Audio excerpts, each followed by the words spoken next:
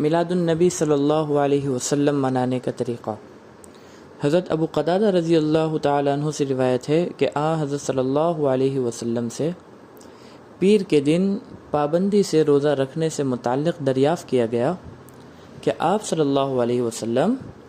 پیر کے دن اہتمام سے روزے کیوں رکھتے ہیں؟ تو آپ صلی اللہ علیہ وسلم نے ارشاد فرمایا، ذَلِكَ يَوْمٌ وُلِدتُّ فِيهِ وَيَوْمٌ بُعِثْتُ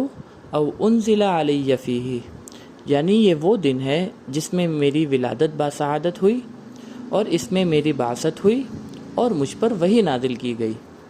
رسول اللہ صلی اللہ علیہ وسلم نے پیر کے دن اہتمام سے روزہ رکھنے کی ایک اہم وجہ یہ بیان فرمائی کہ اس دن میری ولادت باسعادت ہوئی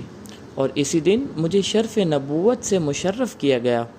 اس لیے بطور شکرانہ میں اس دن کا روزہ رکھتا ہوں۔ نیز دوسری روایات میں پیر اور جمعرات کے روزے کی ایک اہم وجہ رسول اللہ صلی اللہ علیہ وسلم نے یہ بیان فرمائی کہ پیر اور جمعرات کو بندوں کے نامہ اعمال اللہ تعالیٰ کے حضور پیش کیے جاتے ہیں، اور میں چاہتا ہوں کہ جب میرا نامہ اعمال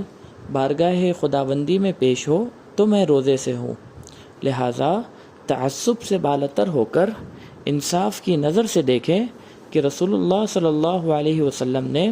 اپنی ولادت باسعادت پر خوشی منانے اور شکر بجا لانے کے لیے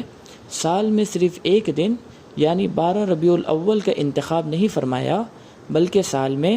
52 مرتبہ آنے والے 52 پیر کے دنوں کا انتخاب فرمایا، اور خوشی منانے اور شکر بجا لانے کا طریقہ بھی لوگوں کی ثوابدید پر نہیں چھوڑا، بلکہ روزہ رکھ کر ولادت باسعادت پر شکر بجا لائیں۔ لہٰذا